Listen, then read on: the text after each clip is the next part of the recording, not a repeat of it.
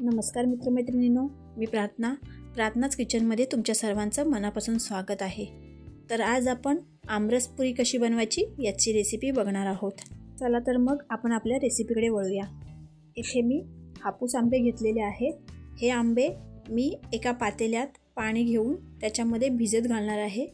भिजत घातल्यामुळे हे आपल्या पोटाला बाधणार नाहीत। जवळजवळ अर्धा तास आपण हे भिजत घालणार आहोत। त्यानंतर आपण इथे पुऱ्यांसाठी कणिक मळणार आहोत।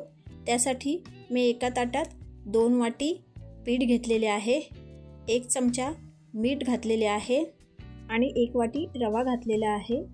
गरजेनुसार पाणी घालून हे कणिक मी मळून घेणार आहे।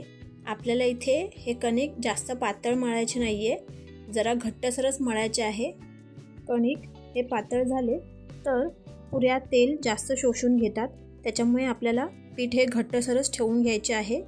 पीठ मळून झाले की त्याच्यामध्ये 1 चमचाभर आपल्याला तेल घालायचे आहे आणि पुन्हा एकदा हे कणिक आपल्याला मळून घ्यायचे आहे। आपण या कणकेत रव्याचा वापर केला आहे, त्याच्यामुळे पुऱ्या ह्या जास्त वेळ फुगलेल्या राहतात। हे कणिक आपण 10 मिनिटं बाजूला ठेवणार आहोत। तोपर्यंत आपण इथे आमरसाची तयारी करणार आहोत। इथे मी भिजत ठेवलेले आंबे नीट पुसून घेतलेले आहेत आणि ते कट करून घेणार आहे, जेणेकरून आतला गर हा आपल्याला काढता येईल। हे पहा, मी इथे आंबे कट करून घेतलेले आहेत।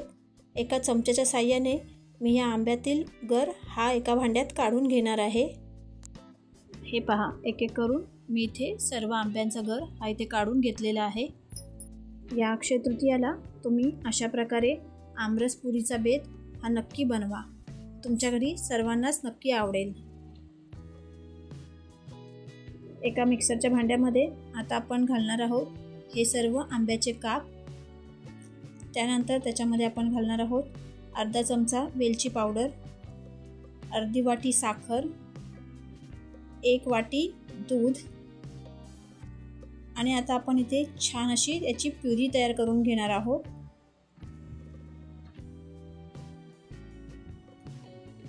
हे पहा, छान असा आमरस आपला इथे तयार झालेला आहे। रंग सुद्धा छान आलेला आहे। आता हा आमरस आपण अर्धा तास फ्रीजमध्ये ठेवणार आहे। तोपर्यंत आपण पुऱ्यांची तयारी करून घेऊया। आता हे आपले कणिक जे आपण थोडा वेळ मळून घेणार आहोत, त्यानंतर पुऱ्यांच्या आकाराचे आपण इथे गोळे तयार करून घेणार आहोत। त्यानंतर आपण इथे पुऱ्या लाटून घेणार आहोत। एक एक करून आपल्याला सर्व पुऱ्या इथे लाटून घ्यायच्या आहेत। हे पहा, आपण थोड्याफार पुऱ्या इथे लाटून घेतलेल्या आहेत। आता आपण त्या तळून घेणार आहोत। एका कढईमध्ये आपण एक एक करून गरम तेलात ह्या पुऱ्या सोडणार आहोत। तुम्ही पाहू शकता, छान अशी आपली पुरी फुगून ही वर आलेली आहे। दोन्ही बाजूने आपल्याला ही छान अशी परतून घ्यायची आहे। अशाच प्रकारे सर्व पुऱ्या आपण इथे छान अशा तळून घेणार आहोत। अशाच प्रकारे आपला आमरस पुरीचा बेत इथे तयार झालेला आहे। तुम्हीही अशा प्रकारे आमरस पुरी नक्की बनवून पहा। तुम्हाला माझी रेसिपी कशी वाटली हे मला कमेंट बॉक्समध्ये नक्की कळवा आणि माझ्या चॅनलला लाईक, शेअर आणि सबस्क्राईब करायला विसरू नका, जेणेकरून असेच नवनवीन व्हिडिओ मला तुमच्यापर्यंत पोहोचवता येतील।